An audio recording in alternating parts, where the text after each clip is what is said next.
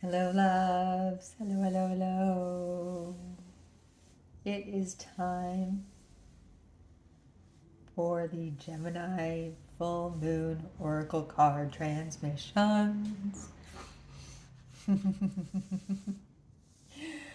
This is the transmission for you in this moment. If you were called to this beautiful Dendritic Agate, sometimes this is called Merlinite, and other times it's also called Blizzard Stone egg.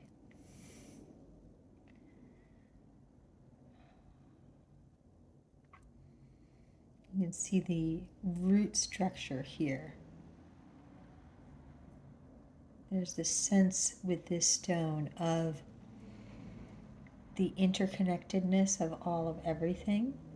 There's a sense of the tree of life, of the ability to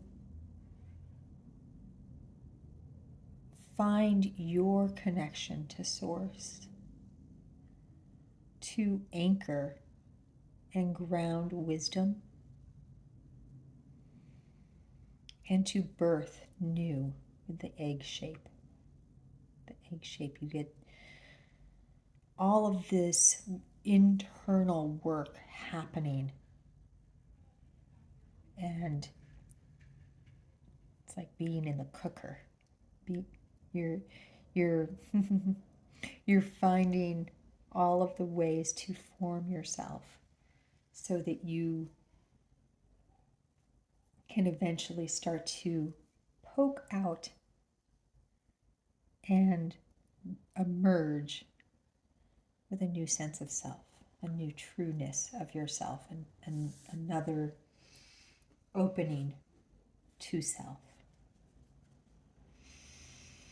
For this reading, we have the Isis Oracle has come through. We'll also receive a couple of cards from the Wild Unknown Archetype stack. And our tarot deck is Tarot Cosmico.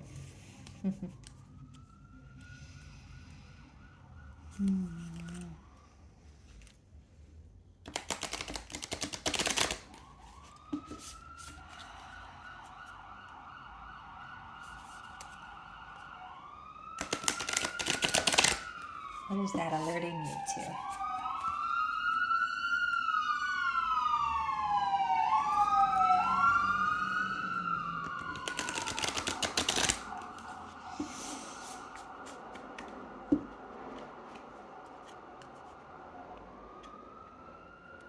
Is there some chaos energy in your being, some distractedness?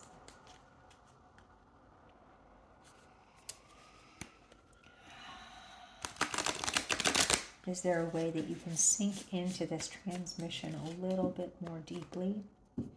That's what's coming through for me. What's coming through for you from those sirens?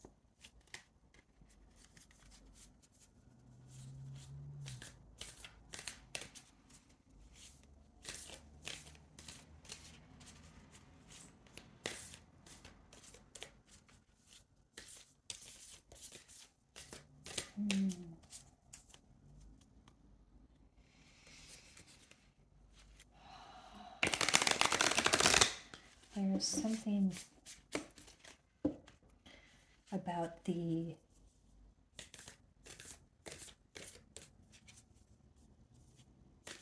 Earth Grand Trine between Persephone and Isis, Magdalena,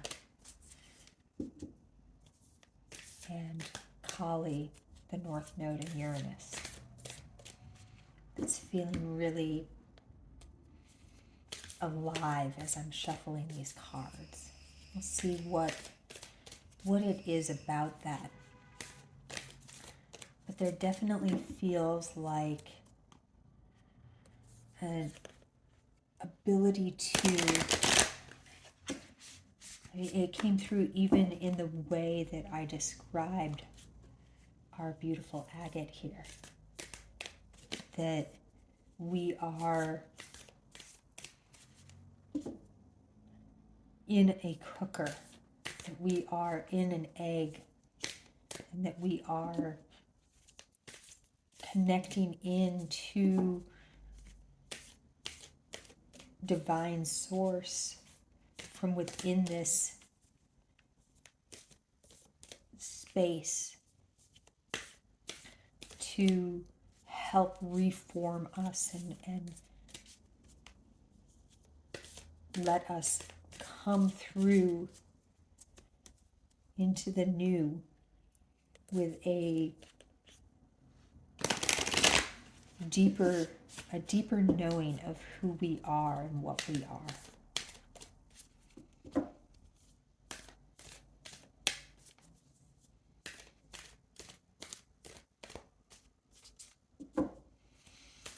You let that sense of being fertilized come through.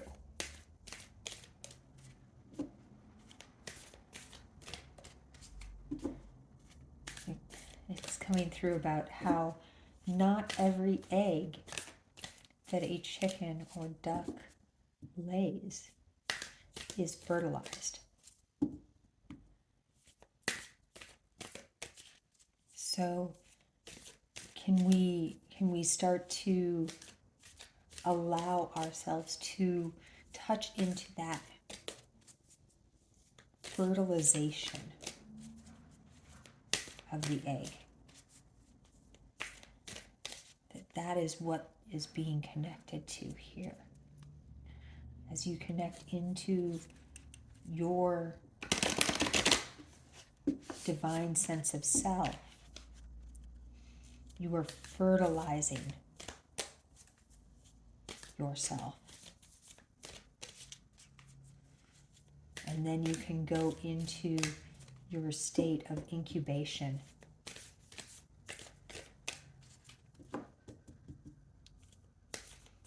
And allow all of that to integrate within you until it's time to hatch.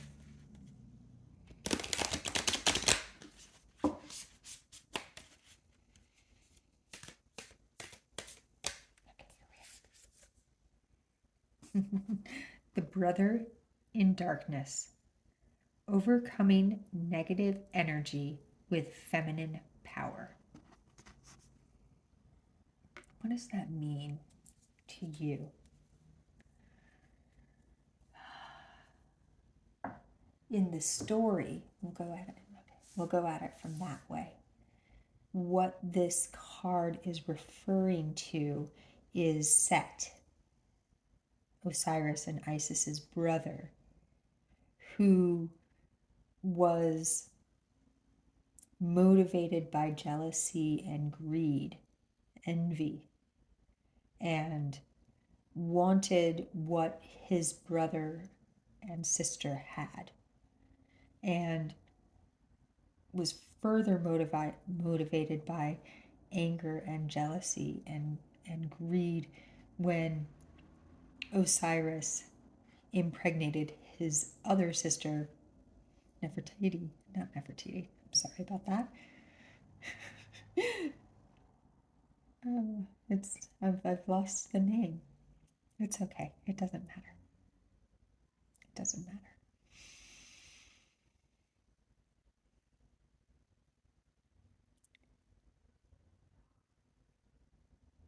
Let's feel for a minute here. That was my cue to pause.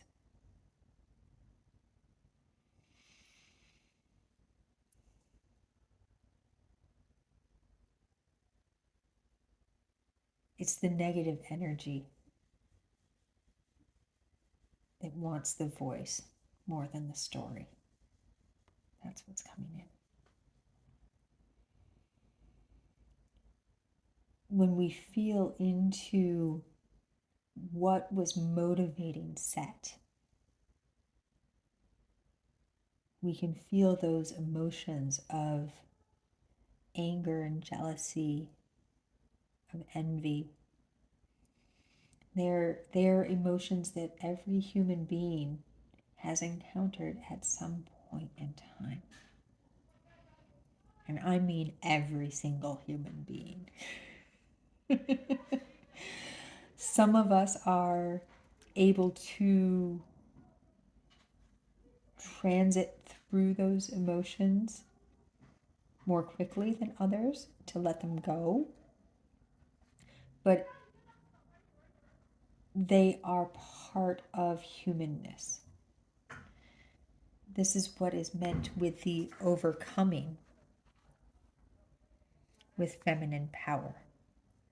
Now, in the story, the way that Isis overcomes Set's jealousy is through the literal rebirthing, the regeneration of Osiris, who had been killed. And then once again, through the searching out and finding all of the dismembered pieces of Osiris, putting him back together and once again reviving him.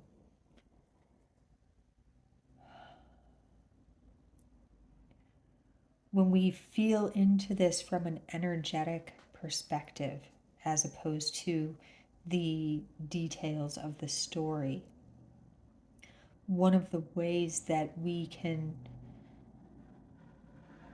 feel this is when one of these emotions, that these quote unquote negative emotions, these jealousies, these angers, these hurts, these envies, when one of them comes through, rather than trying to banish it or trying to act upon it, either of which would create a backlash of sorts of that, an internalizing of that, and an inability to find whole self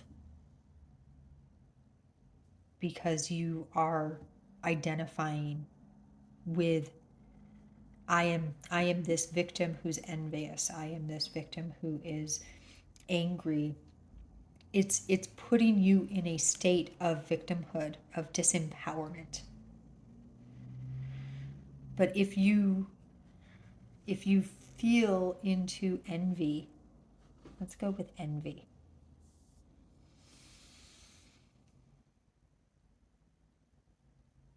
You can feel it rise up in you when somebody is, okay, yes, I will. Yes, I will.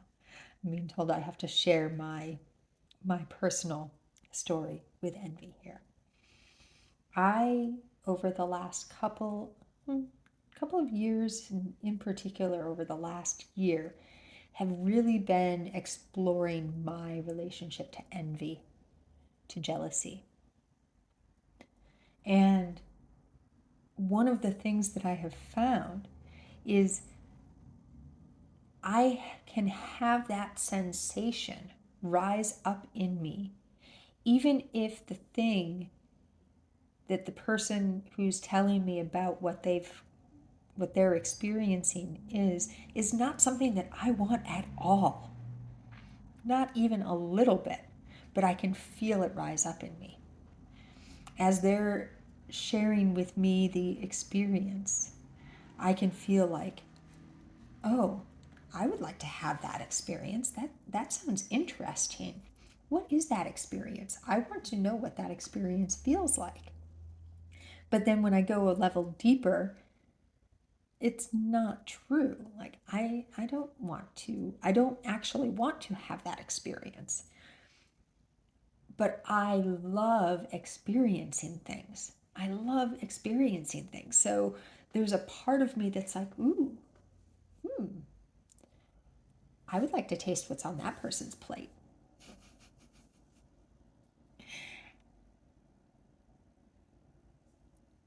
My ability to connect that it's not actually an experience that I would like to have. It's simply that I have a Sagittarius North Node, and well, part of my North Node is in Sagittarius anyways, and I love learning new things, and one of the ways that you learn new things is through experiencing things. And so for me, when somebody tells me about something that they're having, instead of getting all upset when that feeling of envy comes in, I can say, "Oh, hi. No, I don't actually want to, have that experience that you're having right now. I love that I get to learn from you through witnessing you having that experience." You see what I did there? I flipped it. It's not, I need to have that experience. I need to possess what the other person possesses. Instead, it's, ooh, look at how lucky I am that I get to experience this vicariously through you. I get to witness it and shine and glory in all of the amazingness. Another way that it's come in is when I see somebody wearing an outfit that I really like or having a haircut that I really like. I used to think that that meant that I needed to have that outfit, or I needed to have those shoes, or I needed to have that haircut. But that wasn't actually true. I just thought that the other person looked fucking fabulous. And it took me a while to get to that state of wholeness unto self, and that's what the feminine power is about. It's about finding the true unification of yourself, reforming and rebirthing a construct that you have been living, allowing it to move through you and re-emerge in a new way. And so now I can say, oh, I love those pants, with knowing that they would not look nearly as good on me, and I don't need those pants. They're not my pants. They're not for me. That haircut looks amazing on you, but if I tried to wear it, it would look silly. And I can glory, and I can be so happy, and I can shine love and light to all of the beings that I see wandering around the world, having all of these experiences and doing all of these things that are fucking amazing. And I don't have to experience or be or do all of them myself, because we are all connected to one another. And the wisdom that we share is how this happens. One of the things that's coming through right now is the eggs in a womb. When a female is in utero, all of the eggs that they will ever produce are in there with them. So when you're in your mother's womb, if you're in a female body, you are a part of all of the eggs that she has, all of the eggs that her mother had while she was in the womb, and all of the eggs that you have, and on down the line. And we can see this thread weaving. And if you're in a masculine body and you don't have eggs in that way, you are still connected. You are still connected. And all of the zygotes, all of the sperm that will flow through your being are flowing through your being through a connection to the eggs in your grandmother's womb and in your mother's womb. And therefore, we are all receiving all of the information all of the time. And so there's not really a need to be jealous, because everything that you need, you already have. Alrighty then. That's one way to overcome negative energy. I feel like there's so much more that could be said there. That there's so many ways in which we can explore that. You know, anger is another one. Especially like rage. It's not about saying I'm not allowed to be angry. Just like envy or jealousy, these are part of the human condition. And when I read this word overcoming, I don't read it as a banishment. I read it as a rising up to view what's happening from a higher perspective so that you can then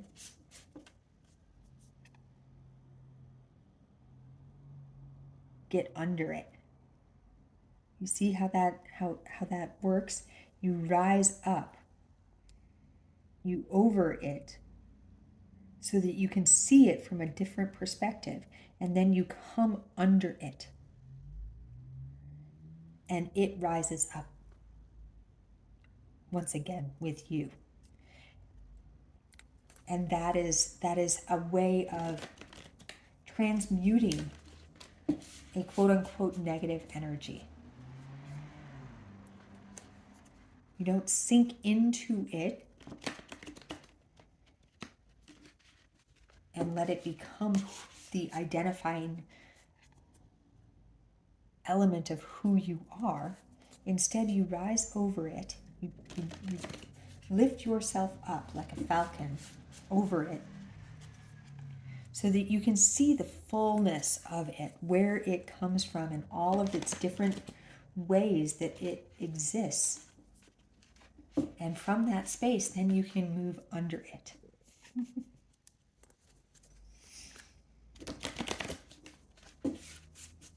Let's see what archetypes want to come through for us here.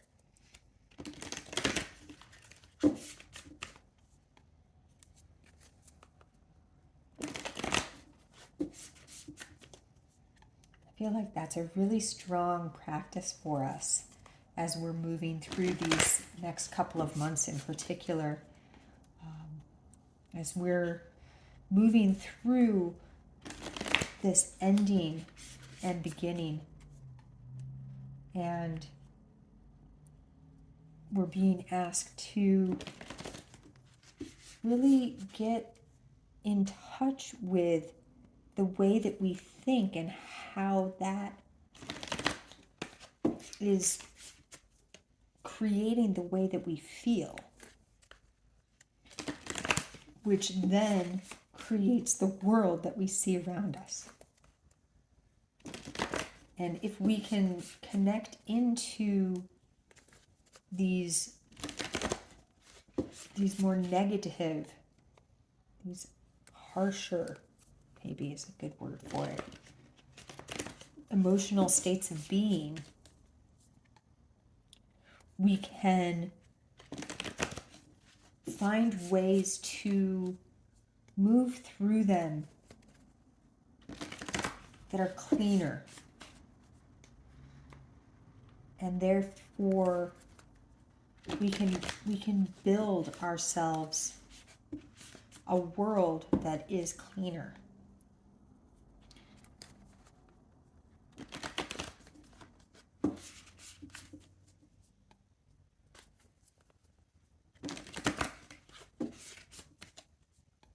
That doesn't hurt.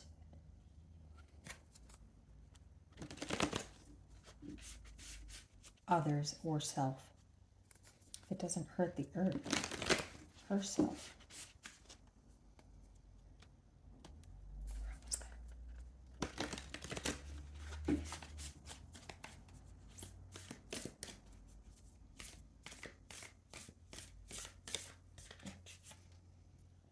The one.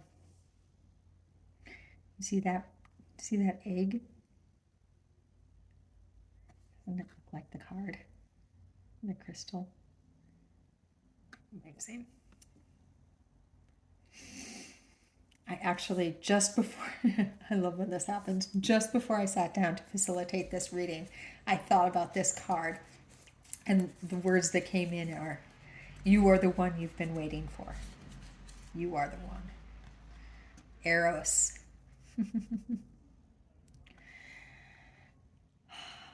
Eros is sometimes thought of with a negative, in a negative light, like a form of lustful love, and then sometimes made into Cupid.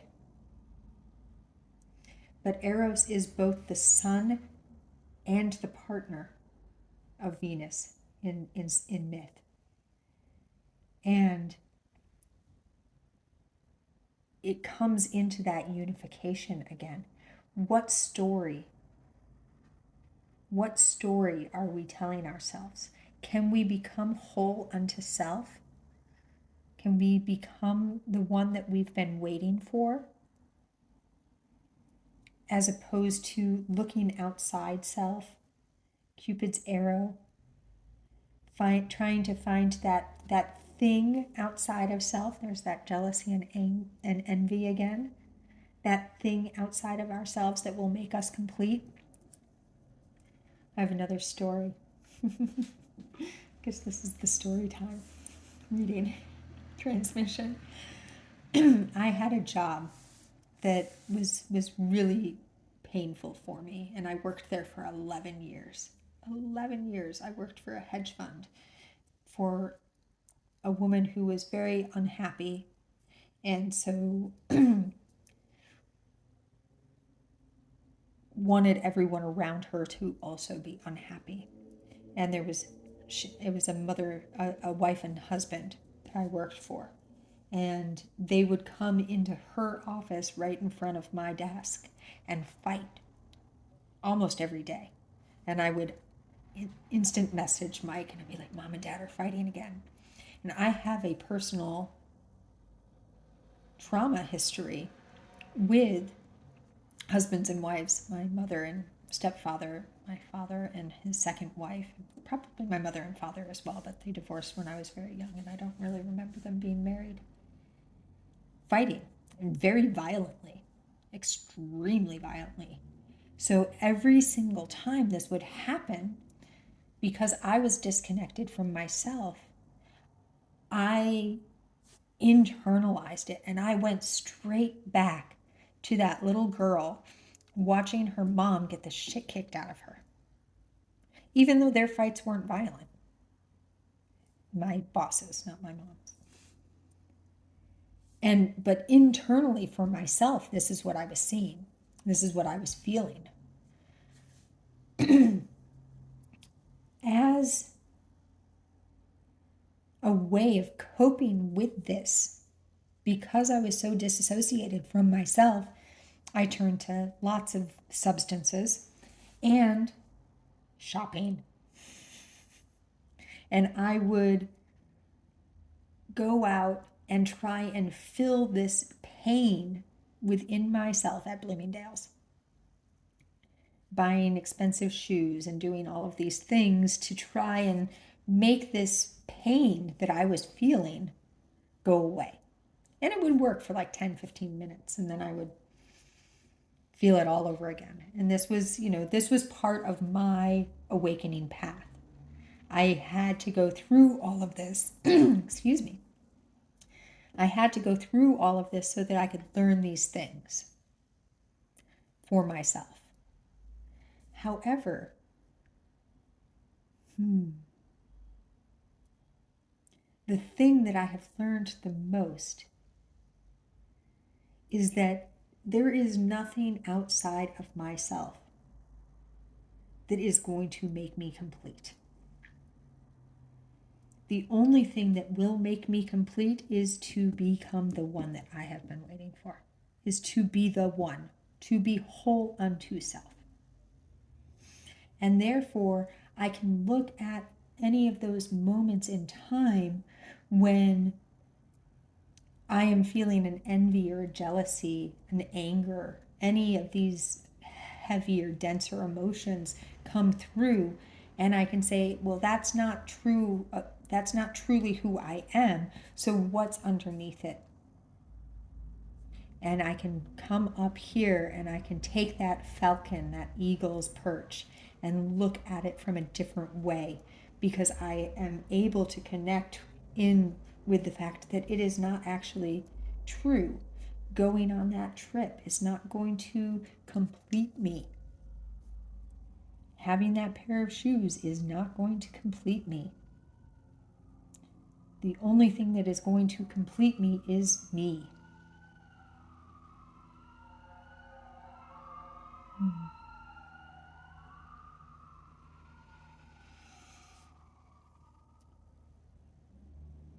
I feel like we're being asked here. I'm going to take a sip of something. I feel like we're being asked here to connect in with the ways in which we are seeking outside of self for completion. And I'm not talking here about teachers and circles and places where we are guided to connect in with ourselves. I'm talking about things like that chocolate chip cookie, that pair of expensive shoes, that glass of champagne, that cigarette,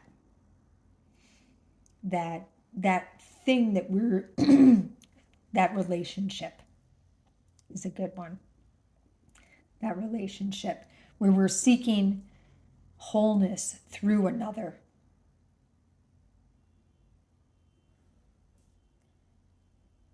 To find and connect in with those ways in which we are othering ourselves, limiting ourselves,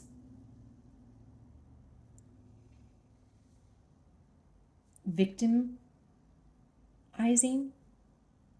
ourselves. This is not about shaming or judging. When you can find, when you can connect to one of those places, read fucking Joyce. Sing and dance hallelujah. Because you just found a place where you were separating yourself, and now you can remember your wholeness. That's a fucking grace yum. Can you allow yourself, instead of oh, I shouldn't have had that cookie, I know I was trying to fill a void in myself, can you say, oh wow, I didn't really need that cookie, I was trying to fill a void in myself. Ooh, let's figure out where that void is. What's it connected to? What was actually happening in that moment? And sometimes also a cookie is just a cookie. So let things also be the thing that they are. Sometimes you just need a new pair of shoes. You just actually do. Or that haircut that you see on that person would look good on you. And so then you can have that love and gratitude for, yay, I learned this new thing about myself. Do you see how many ways we can play with this energy? And how many lines connect us into our oneness? How many lines connect us into our oneness? And notice that this is card number 30. We have 3 10s. 3 is a number of unification, and 10 is the number of completion.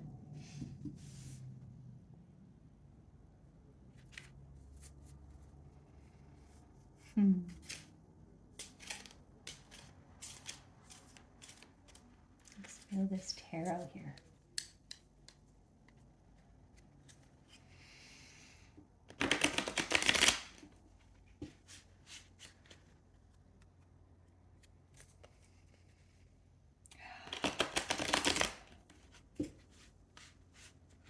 I keep feeling like there's a meditation that wants to come through, but it's not one of the more traditional frequency meditations that come through in these transmissions and that come through my channel.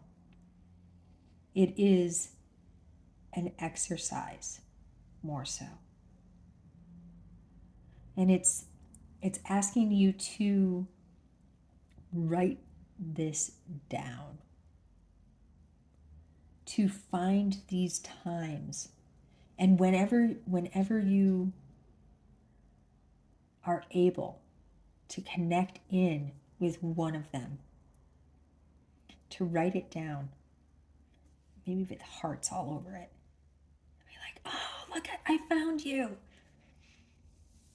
Amazing, thank you. And then let it fly away.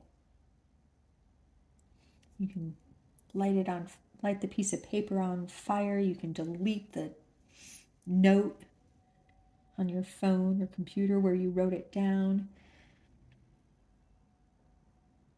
You can, tear it up, sprinkle it somewhere. However it's called for you. But it feels like, this is a really amazing way to play with the mental part of this energy, with the communication part of this energy that's so loud right now. We have Mars conjunct the moon in Gemini. Our mental bodies and our ability to communicate have a deep link to our unconscious right now. And at the end of the month, Mercury is about to go retrograde. Mars already is. So that is giving us even more ability to connect in with our unconscious, our subconscious, the way that we act in the world that we are not connected to usually on a day-to-day basis. And so we can use that. Neptune also just became direct in Pisces. We can use that energy to write it down. Every time you connect into one of these places where you normally would have tried to find something outside yourself, where when you feel an emotion like jealousy come in, you can say, I'm going to take a minute here. I'm going to take a pause. I'm going to grab a pen or a pencil and a piece of paper, and I'm going to write this down and say, and let it flow. Let it be stream of consciousness, right? Like, let yourself get out of your head and write down the truth of what that emotion actually is.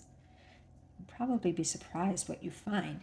And then once you see it, draw a big heart around it and say, thank you, thank you, thank you, higher self, thank you, myself, thank you, my guides, thank you, all of myself, for showing me this.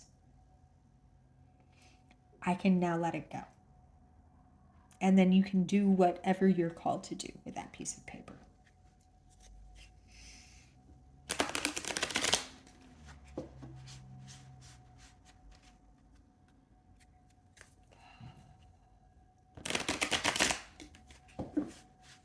How many tarot cards are coming in? We're getting 3 tarot cards in this reading. This transmission has 3 tarot cards in it. That's what it feels like.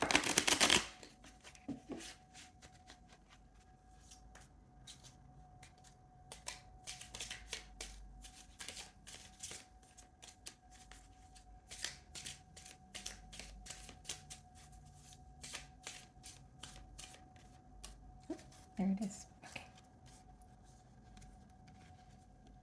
Oh, the sun. The sun, the one. You are the starlight. You are the one that you've been waiting for. And this is also linking us into making the unconscious conscious. The sun represents your outward expression of self. The Three of Wands. There's that three again. Wands are fire. They relate to your sense of self.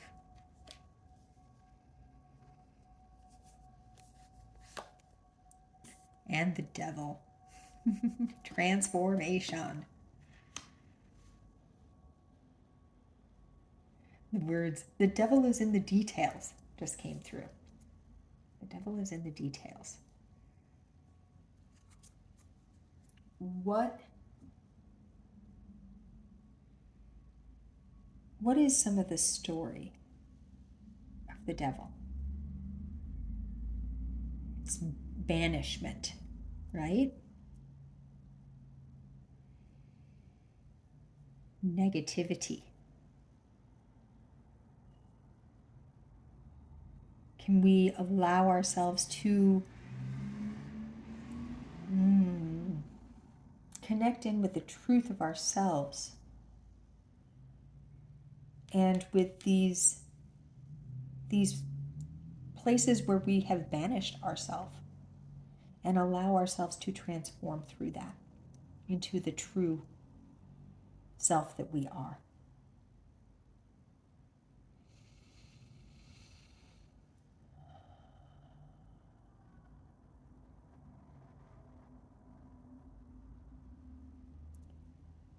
There's this piece that's coming in about what we call the devil and what we call God. These aspects.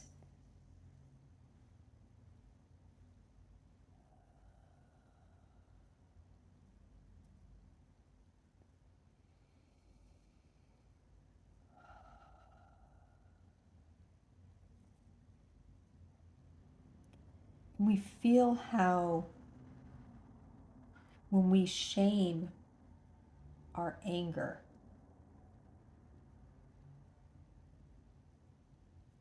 we're actually feeding it.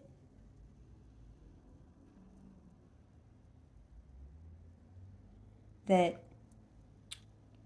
the stories of the God and of the devil are manipulations of a deeper truth about the wholeness of self, of the integration of shadow and light, which we can see here, we can see here. The unification of the self.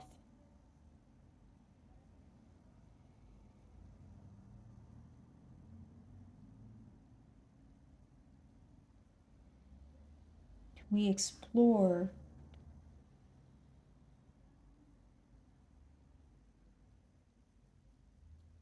that which we've demonized about ourselves and allow it to come out of the basement. Not as a demon, not as a wound, but with glory and gratification of the lessons that have been learned through it. With a thank you and an integration of the gift within, and an allowance of forgiveness and a releasing into the all of everything to be transmuted, the wound. One of the ways, I think this is where we're going to end. One of the ways that I have found this energy playing through my spiritual alchemy practice is allowing these shadows to come through anything that is triggering me, a pressure point, a place where I'm being squeezed. Allowing it to come through so I can see it and extol love and gratitude to it, thereby neutralizing the sting. Neutralizing the sting, like putting vinegar on a burn, so that it can begin to heal. And that I don't need to re-experience the trauma that created it in the first place. I can then forgive myself. I can forgive any of the people or other entities that were involved in that experience, and allow the wound that they are carrying because of that to also be transmuted. To not simply create my own diamond, but through the act of allowing all of this to move through me, also helping the diamond form in all that surround me, that are part of the experience that that diamond is being formed through. Can you feel how, as we forgive ourselves and forgive others for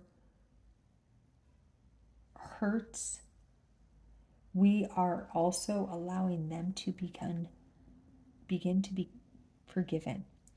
One of the things that I have had come in about the fallen angel story, and this is really where we're going to end, is that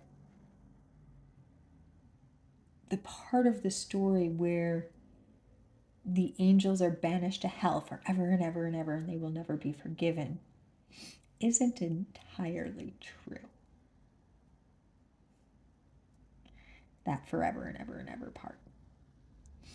Those angels, those fallen angels, we're going to keep in the metaphor of the story. We're not going to go out.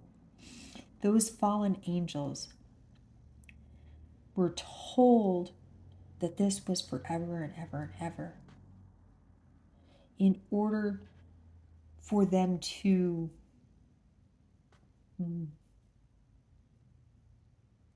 feel the depth of grief, of longing.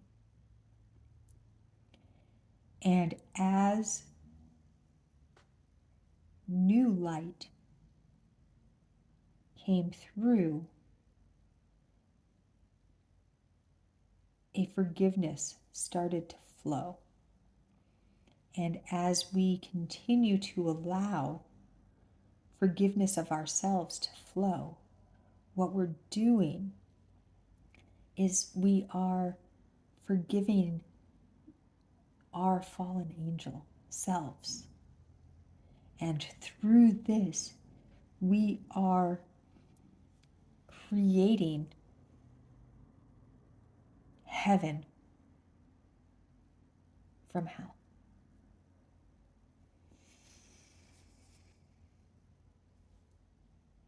Just that. What a way to end this reading. Oh, indeed a transmission. Oh, I love you so much. Thank you, thank you, thank you, thank you. Thank you for allowing me to share these transmissions with you, for being part of this amazing journey with me. I love you more than I can say, and I am amazingly, abundantly, profoundly grateful for all that you are and all of the ways that you are. Thank you.